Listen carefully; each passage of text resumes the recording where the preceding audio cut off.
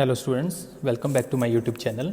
आज हम एक्सरसाइज 14.2 को सॉल्व करने वाले हैं, तो बिना देर किए चलिए शुरू करते हैं। इसके फर्स्ट क्वेश्चन में हमें उन सररेखाओं के समीकरण को ज्ञात करना है जो दिए गए बिंदु से गुजरती हैं और दिए गए अक्षों के समांतर हैं।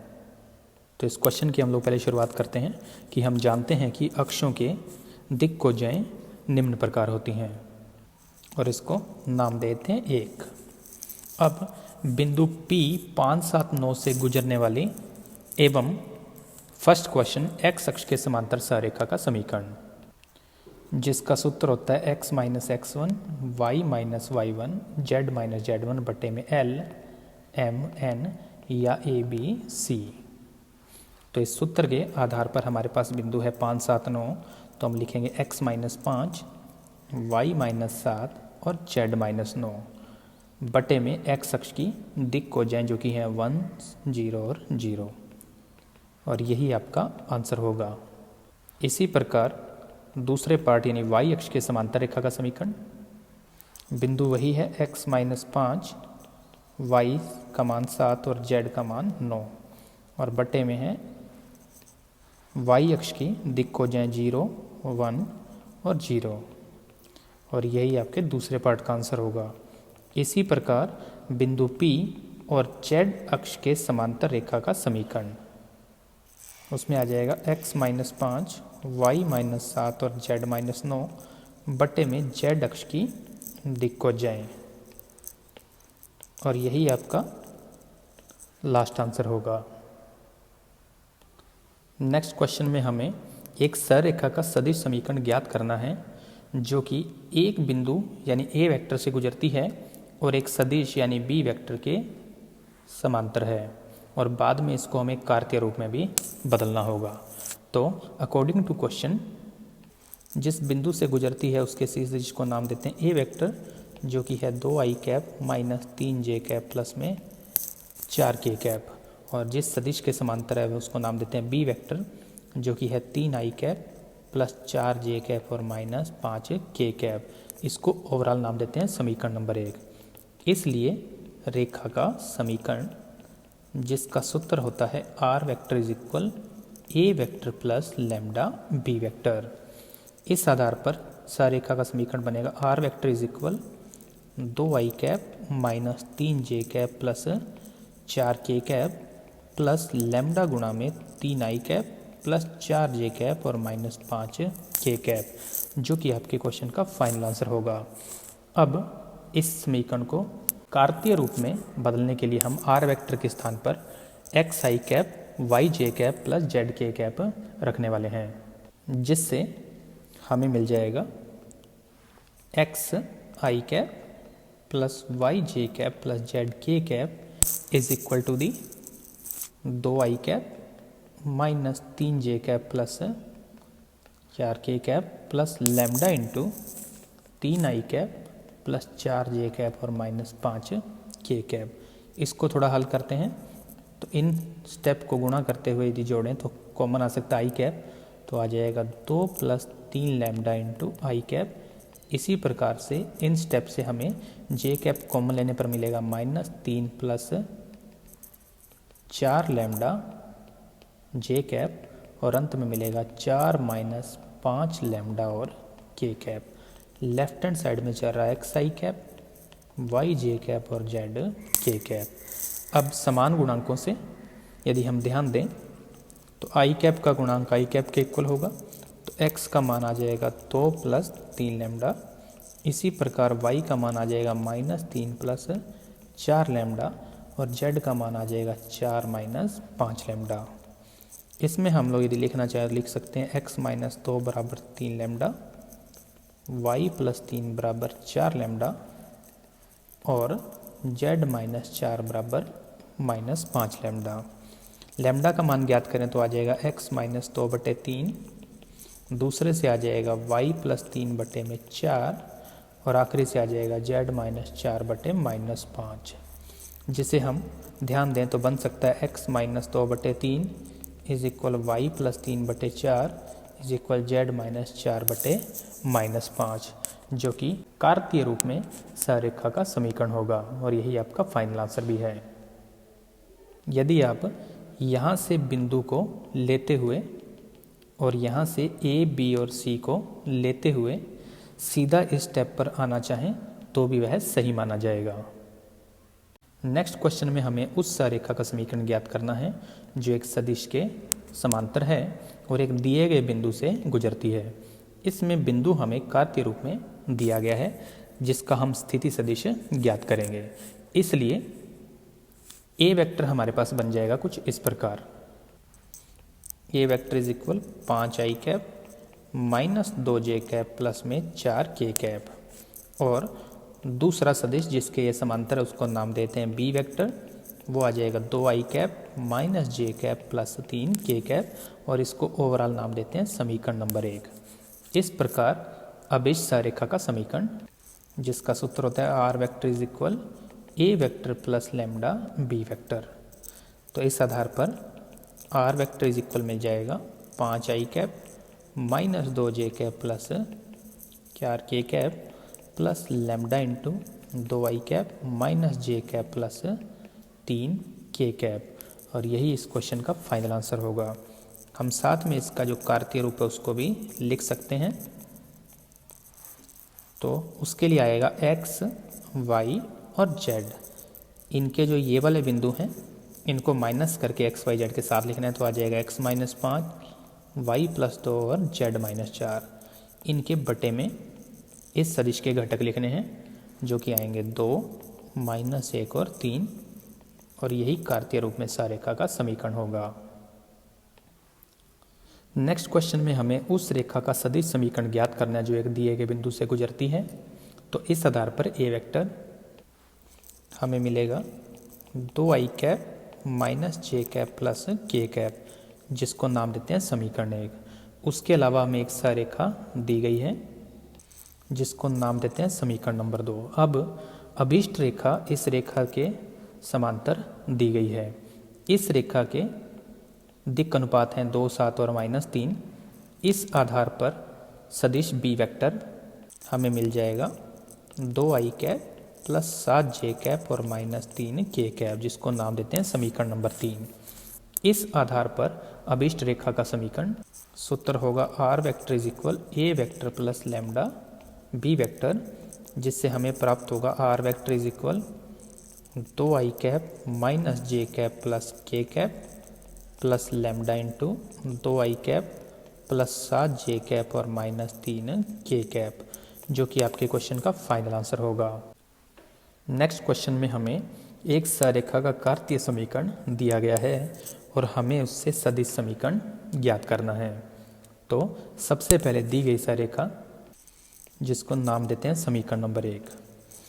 इस आधार पर जिस बिंदु से रेखा गुजरती है उसका स्थिति सदिश बनेगा 5i cap minus 4j cap और 6k कैप, जिसको नाम देते हैं समीकरण नंबर 2, और जिसके वह समांतर है उसका स्थिति सदिश बनेगा इन दिक् अनुपातों से, जो कि आ जाएगा 3i cap plus 7j cap plus 2k cap, जिसको नाम देते हैं समीकरण नंबर 3।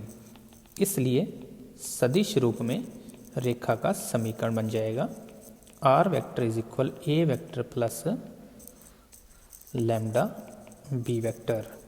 इसमें सभी मान रखें तो आर वेक्टर इज इक्वल बन जाएगा 5i cap minus 4j cap plus 6k cap plus lambda into 3i cap plus 7j cap plus 2k cap, और यही आपका फाइनल आंसर होगा। नेक्स्ट क्वेश्चन में हमें उस सररेखा का कार्तीय समीकरण ज्ञात करना है जो कि दिए गए बिंदु से गुजरती है और दी गई रेखा के समानांतर है। तो क्वेश्चन की शुरुआत करते हैं सबसे पहले दी गई रेखा। अब यह रेखा अपने मानक रूप में नहीं है, यहाँ पर z का गुणांक इकाई नहीं है, तो पहले इस गुणांक को इकाई बनाने के लिए हम लोग इसको लिखते हैं x minus 2/1 y minus -3/7 is equal. अब इसमें से 2 कॉमन लेते हैं जिससे हमें प्राप्त होगा z माइनस 3 और उस 2 का भाग हम बटे में लगाते हैं तो बन जाएगा 3/2। अब यह मानक रूप है जिसे हम समीकरण 1 नाम देंगे। अब इस आधार पर हमें जो रेखा है उसके दिक् अनुपात मिलेंगे 1, 7 और 3/2। अब चूंकि अभिष्ट रेखा इस दिए गए बिंदु से गुजरती है और इस रेखा के समानांतर हैं तो उस रेखा का समीकरण हमारे पास आ जाएगा इस बिंदु की वजह से x माइनस 1, y माइनस 2 और z माइनस 3 बटे में ये वाले दिक् अनुपात यानी 1, 7 और 3/2। यदि हम चाहें तो इसको बदल के लिख सकते हैं x माइनस 1/1, y माइनस 2/7 और इस 2 का यदि ऊपर गुणा कर दूं तो बन जाएगा 2z माइनस 6/3 और यही आपके क्वेश्चन का फाइनल आंसर होगा।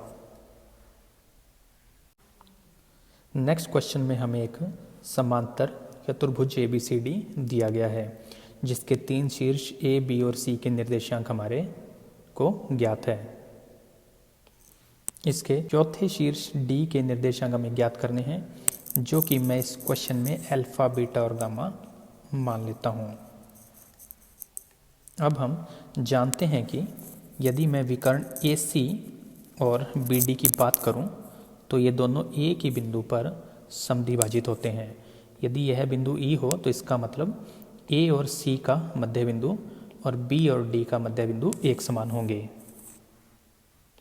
इस आधार पर यदि मैं मध्य बिंदु ज्ञात करूं तो AC का मध्य बिंदु बनेगा x1 plus x2/2, y1 plus y2/2 और z1 प्लस z2/2 और इस प्रकार BD का मध्य बिंदु बन जाएगा अल्फा प्लस 2/2, बीटा प्लस 3/2 और गामा प्लस 4/2।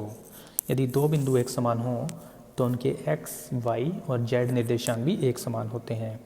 इस आधार पर 4 प्लस 1/2 बन जाएगा अल्फा प्लस 2/2, 5 प्लस 2/2 बन जाएगा बीटा प्लस 3/2 और इसका उत्तर 9/2 इक्वल होगा गामा प्लस 4/2। यदि इनको हल किया जाए तो 2 से 2 कैंसिल हो जाएगा, अल्फा का मान प्राप्त होगा 3, 2 से 2 कैंसिल होके बीटा का मान प्राप्त होगा 4 और 2 से 2 कैंसिल होके गामा का मान बन जाएगा 5। इस आधार पर बिंदु D के निर्देशांक होंगे 3, 4 और 5 और ये आपके क्वेश्चन का एक आंसर है। दूसरे आंसर में हमें दो सरेखाओं के सदिश और कार्तीय समीकरण ज्ञात करने हैं जो कि वास्तव में दो बिंदुओं से गुजरने वाली सरेखाएं होंगी। इसके लिए पहले रेखा AB का समीकरण जिसका सूत्र होता है x minus x1, y minus y1, z minus z1 बटे में x2 minus x1, y2 minus y1 और z2 माइनस z1। इस सूत्र का यदि उपयोग करें तो A को फर्स्ट बिंदु मानते हुए हमारे को सरेखा का समीकरण मिलेगा x माइनस 4, y माइनस 5 और z माइनस 10 और इनके बटे में आ जाएगा -2 और -6। इसको थोड़ा और हल किया जाए तो x माइनस 4, y माइनस 5 और z माइनस 10 इनके बटे में ये मान एक अनुपात में है, यानी कि इनमें यदि हम -2 का भाग दे दें तो भी ये दिक् अनुपात ही रहेंगे। तो -2 का भाग देने पर हमें मिलेगा 1, 1 और 3 जो कि रेखा AB का कार्तीय रूप में समीकरण होगा, जिसे हमें सदिश रूप में भी ज्ञात करना है। तो हम इसको सीधा बदलने वाले हैं। सदिश रूप बनेगा r वेक्टर इज इक्वल, ये बिंदु बन जाएगा जिसको हम स्थिति सदिश के रूप में लिखें तो 4i cap plus 5j cap plus 10k cap plus lambda into ये उस समांतर रेखा के दिक् अनुपात होंगे तो बन जाएगा i j plus 3k cap. इसी प्रकार रेखा BC का समीकरण जिसमें B को पहला बिंदु मानेंगे तो बन जाएगा x माइनस 2, y माइनस 3 और z माइनस 4 और बटे में आ जाएगा -1, -1 और -5, जिसमें हम पूर्व की भांति ही बटे में -1 का भाग लगाएं तो बन जाएगा 1, y माइनस 3 बटे में 1 और z माइनस 4 बटे में 5, जिसको हमें सदिश रूप में भी बदलना है। तो सदिश रूप में इस रेखा का समीकरण बनेगा r vector is equal 2i cap plus 3j cap plus 4k cap plus mu into 1, 1 और 5 घटक वाला सदिश यानी i cap j cap plus 5k cap. ये आपके क्वेश्चन का फाइनल आंसर होगा। नेक्स्ट क्वेश्चन में हमारे पास एक सरेखा का कार्तीय रूप में समीकरण है। उससे हमें वह बिंदु ज्ञात करना है जहाँ से वह गुजरती है और साथ में उस रेखा के दिक् अनुपात और सदिश समीकरण को भी ज्ञात करना है। तो क्वेश्चन की शुरुआत करते हैं। सबसे पहले दी गई रेखा जो कि मानक रूप में नहीं है, तो इसे मानक रूप में बदलने के लिए हम लोग x का गुणांक बनाते हैं इकाई, जिसमें के लिए हम लोग कॉमन लेना पड़ेगा 3, तो बाकी बचेगा x प्लस 1/3। इसी हिसाब से y वाले पद में से कॉमन लेते हैं 6, तो आ जाएगा y माइनस 2/6 और यहाँ से हमें कॉमन लेना पड़ेगा -1, जिससे बन जाएगा z माइनस 1। अब इसको थोड़ा और ठीक करें तो ये जो 3 है इस पद को हम हर में लेके जाएंगे, 6 को हर में लेके जाएंगे और -1 को भी हर में, जिससे ये पद बन जाएगा x। ऊपर जो ये x प्लस 1/3 है इसको लिख देंगे x माइनस -1/3 बटे में आ जाएगा 1/3। इसी प्रकार y माइनस बन जाएगा 1/3 और बटे में आएगा 1/6 और z माइनस 1 बटे में आ जाएगा -1। लेकिन यह अनुपात अभी और सरलतम रूप में आ सकते हैं।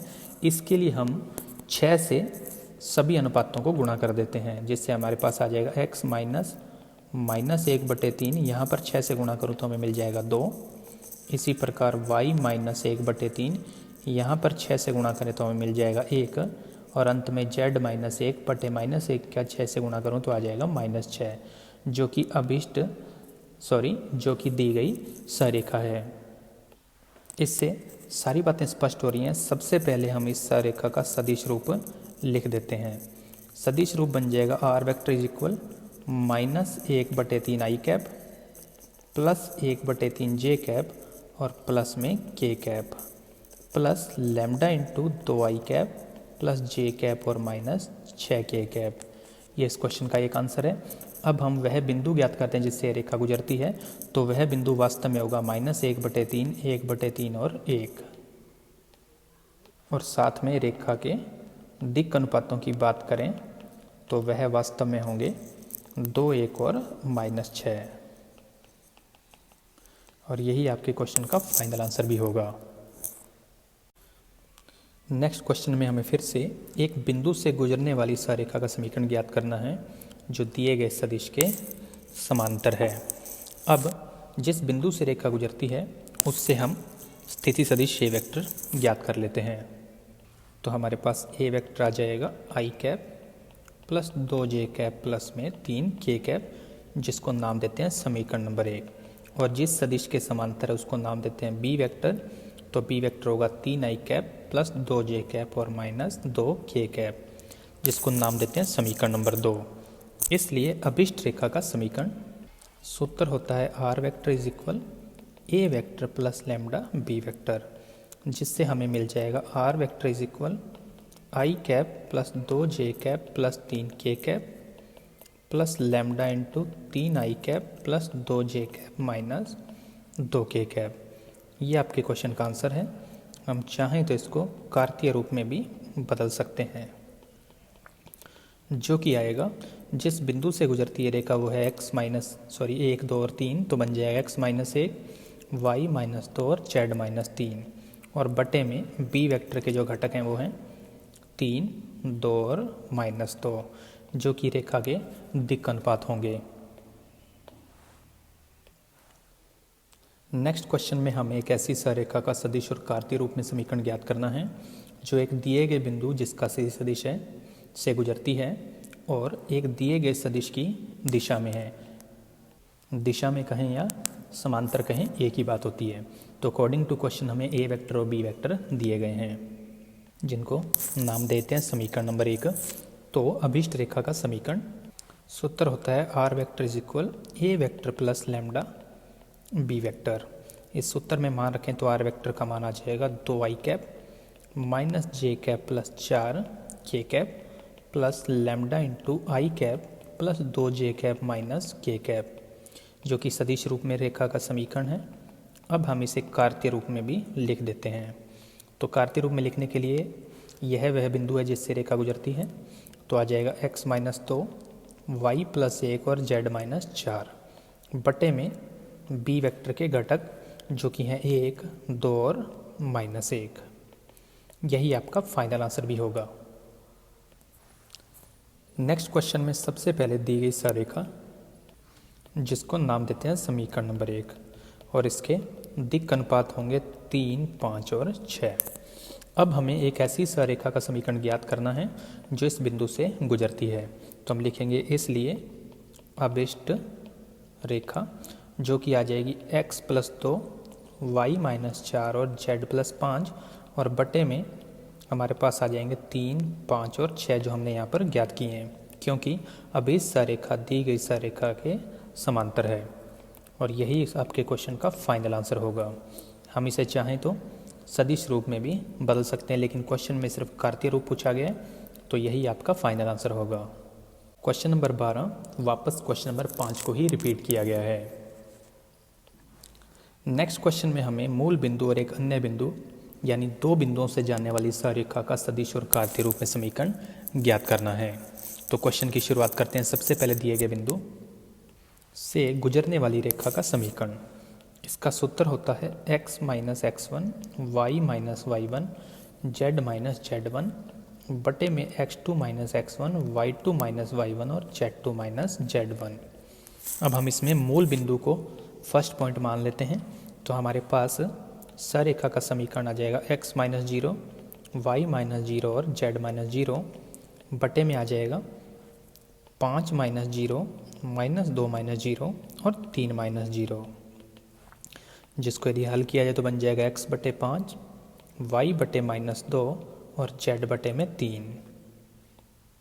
और यदि इसको सदिश रूप में बदलें तो पहला बिंदु हमने लिया है मूल बिंदु, तो r वेक्टर इज इक्वल बन जाएगा 0 i cap 0 j cap plus 0 k cap plus lambda into ये सदिश के घटक हो जाएंगे, तो 5 i cap minus 2 j cap और 3 k cap. Final answer. Next question में हमें फिर से दो बिंदुओं से गुजरने वाली सररेखा का सदिश और कार्तीय रूप में समीकरण ज्ञात करना है। ये ठीक पिछले क्वेश्चन के जैसा ही है, लेकिन हम इसमें शुरुआत सदिश रूप से करने वाले हैं। तो सबसे पहले दिए गए बिंदुओं के स्थिति सदिश, जिसमें से पहले बिंदु को नाम देते हैं P और उसका सी सदिश ले लेते हैं A वेक्टर, जो कि आएगा 3 i cap minus 2 j cap और माइनस 5 k कैप समीकरण 1। दूसरे बिंदु को नाम देते हैं Q स्थिति सदिश B वेक्टर और वह बन जाएगा 3 i cap minus 2 j cap plus 6 k cap, जिसको नाम देते हैं समीकरण नंबर 2। इस आधार पर अभिष्ट रेखा बनेगी PQ का सदिश समीकरण बन जाएगा R vector is equal A vector plus lambda into B vector minus A vector. इस आधार पर R वेक्टर बन जाएगा, पहले A वेक्टर को लिख देते हैं, फिर प्लस लैम्डा इंटू इन दोनों सदिशों का अंतर लेते हैं, जिससे ये वाले पद तो हो जाएंगे कैंसिल और इसमें से जब ये जाएगा तो बच जाएगा सिर्फ 11 k कैप, और यही आपके क्वेश्चन का फाइनल आंसर होगा। अब इसको यदि कार्तीय रूप में बदल दें तो कार्तीय रूप से ये बन जाएगा x माइनस 3 y प्लस 2 और z प्लस 5, इससे बटे में इसके घटक बन जाएंगे 0, 0 और 11। Final answer. तो इस प्रकार आपकी एक्सरसाइज 14.2 कंप्लीट होती है। अगली एक्सरसाइज के साथ जल्दी मुलाकात होगी। धन्यवाद।